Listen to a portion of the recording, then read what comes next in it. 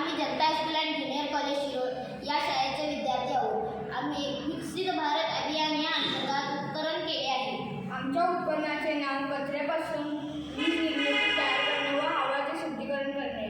आम्ही या उत्पन्नामध्ये डबा, वायर, परत जाळी, पाईप, सोलार, कापूस इत्यादींचा वापर केला आहे.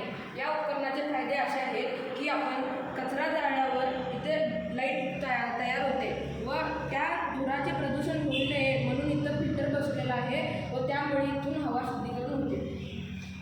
प्रयोग आपण प्रात्यक्षिक करून पाहूया. हे बघा, अशा प्रकारे आपण दोन्हीकडे सोलार पॅनल बसवले आहेत, त्यामुळे इथं बल्ब लागलेला आहे. कचरा जाळल्यावर प्रदूषण होऊ नये म्हणून